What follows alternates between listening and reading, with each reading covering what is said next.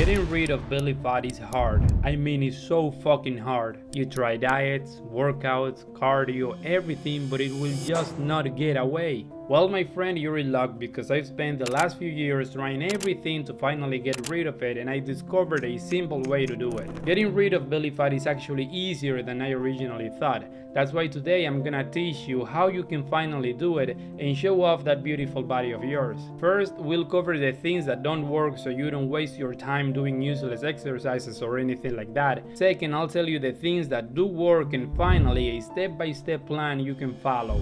Let's begin. Let's talk about the things that don't work and you need to stop doing right now. A couple of years ago, I remember I was trying almost everything under the sun in order to lose weight. I did a lot of things that only made me feel ridiculous. I was drinking detox, laxatives, rubbing my belly with trash bags, wearing women's slimming belts, and doing a lot of crunches. I can tell you that none of these BS works. So if you're doing any of these things, I recommend you stop right now. And if you care about your health, I don't want you to be taking fat burning pills or supplements. The only thing that will help you get rid of your belly fat is being in a calorie deficit. But wait, don't click off the video just yet, because I promise that I teach you how to do it very easily. So here's a step-by-step process on how to do that. Step number 1, let's find out how many calories you actually need in order to lose weight. Let's head over to this website. I'll put a link in the description. Let's put our information here, our age, gender, height, weight, and activity.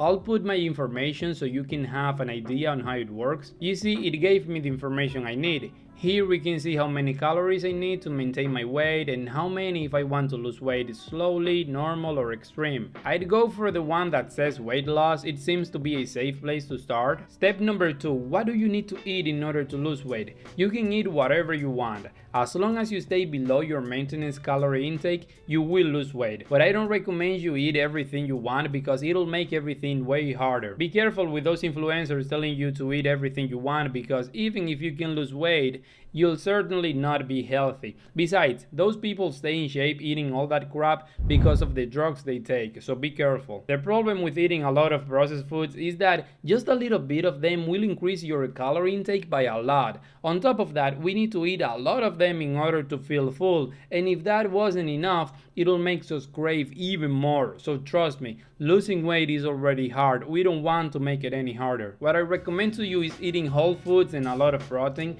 You don't have to go zero carbs or anything like that. Just decrease the amount of calories you get from carbs and increase the ones coming from protein. You don't have to overcomplicate things. You could eat foods high in protein like eggs, chicken, meat, and foods with a low glycemic index like fruits, vegetables, legumes, nuts, and whole grains. Don't worry, I'll teach you how you can find the perfect diet for you in just a second. The thing is that many people fail to follow diets because they force themselves to eat things they don't even like. So what I recommend you do is find 3 to 4 or 5 foods you could eat every day without getting tired of them. Let me give you an example. I eat 4 boiled eggs, 2 slices of bread, 2 protein shakes, rice, beans, and chicken every day. That's what I eat every day. Those are my favorite foods. I love eating them and I don't get tired of them. You can see here that I mentioned that I eat 2 slices of bread even though they're processed food.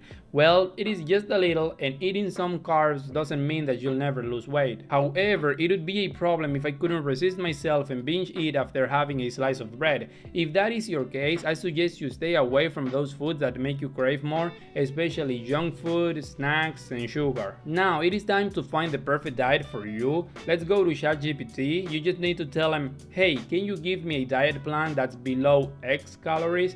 Here you need to put the amount of calories you need to eat in order to lose weight. Then you need to tell them what kind of foods you'd like to have there and the ones you like eating. You could also add how many times a day you normally eat. For example, you could say, I'd like to have foods high in protein, low in carbs, I like eating chicken breast, eggs, potatoes, etc. and I normally eat twice a day. With this prompt, it will give you the perfect diet for you, although you can tweak it to adjust it to your lifestyle more. I strongly urge you to do this because this way you'll have have a clear plan on what you need to eat without fear of overeating, and you don't need to eat things you don't like. Besides, you know what you need to eat every day, making you more likely to stick with it. If you want more variety, you can go for it, but I warn you that you'll just make everything harder. Step number 3, movement.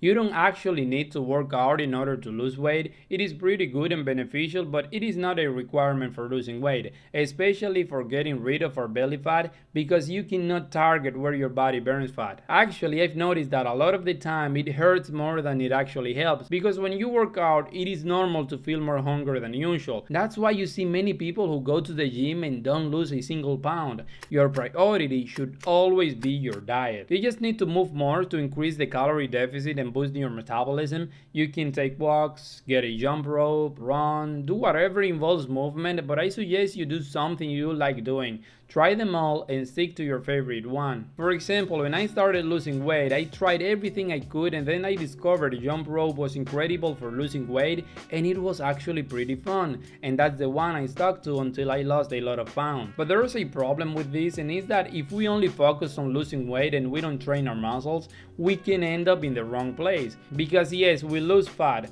but also muscle. This will leave us looking weak or even skinny fat. So we want to focus on muscle training too, so we can keep our muscles or even gain more while losing weight. Back when I lost 60 pounds in only 2 months, I didn't eat enough protein and I stopped lifting weights. That's why you can see I lost a ton of fat but also a ton of muscle. Although I didn't care because I knew I'd gain those muscles back, and I did. If you can and you like doing it, I'd recommend you go to the gym and lift weights. You can do all that at home, but it is easier at the gym. Step number 4, sleep and stress. Poor sleep, poor results. This is something that I neglected in the beginning, but it is very important that you pay attention to this. Try to sleep between 7 to 9 hours every day and try to handle stress as best as possible. This sounds vague, and it is, but the thing is that stress and sleep are huge topics that deserve a video of their own. We've learned so far things we should stop doing because they don't work.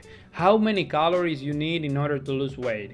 We also learned what the perfect diet is, what the kind of training you should do, and that sleep and stress handling are extremely important. Now it's time for you to start implementing what you learned. Leave a like if you like this video, a comment telling us what you think, and I'll see you in the next one.